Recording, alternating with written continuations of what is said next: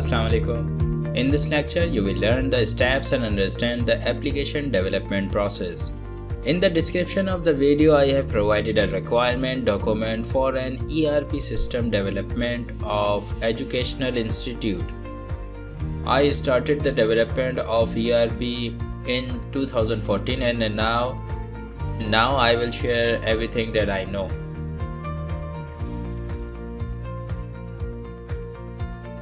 We will define our requirements that are absolutely essential for successful development of any ERP software. Actually, we cannot start ERP software development without defining goals or objectives or requirements. A software requirements specification is the basis for your entire project. It lays the framework that every team involved in development will follow. Writing an software requirements specification can also minimize overall development time and cost. It's used to provide critical information to multiple teams: development, quality, assurance, operations, and maintenance. This keeps everyone on the same page. First step is to write requirements of the system. What will we develop and how much will we cover, and how many modules we can easily create later.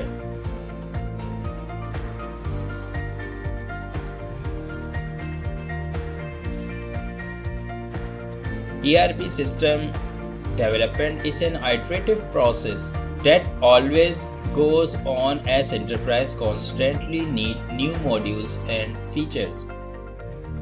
Clear requirements help development teams create the right product, and a software requirements specification helps you lay the groundwork for product development. Please note that in our field, project management is very important because it ensures what is being delivered is right and will deliver real value against the business opportunity. You can learn more about project management from my videos. The link is in the description. Why is project management important? Strategic alignment, leadership, clear focus and objectives, realistic project planning, quality control, risk management, orderly process, continuous oversight, subject matter expertise, managing and learning from success and failure. What do you think? Do you find yourself asking why this requirement document is important? Should we start development of ERP system without defining our goals, objectives or requirements? Can we achieve something without knowing the end point?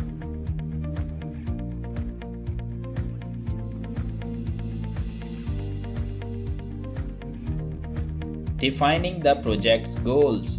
This is the vision of the ERP development process. It is usually described by the client to the developer. He explains what the system should deliver at the end of the development process.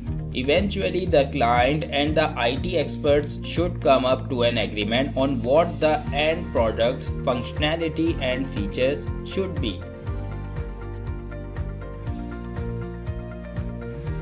Developing a blueprint and wireframing. Just like in most operations, a blueprint acts as the basis of the whole process. Therefore, it should be well detailed. The custom system blueprint contains complete information about the development process, time frame, and the resources to be used. It is a document created by every individual involved with the target ERP system. This includes the system developers, whether in-house or outsourced, organization managers, IT leaders, and at times the end user of the system. They are all essential in the creation of the master plan. Technical part. This is the part where developers commence their work. It involves making a decision on the database, backend, frontend, and the whole technical part of how to develop ERP software. The stack of technologies such as framework and database is the foundation your custom system will be built on.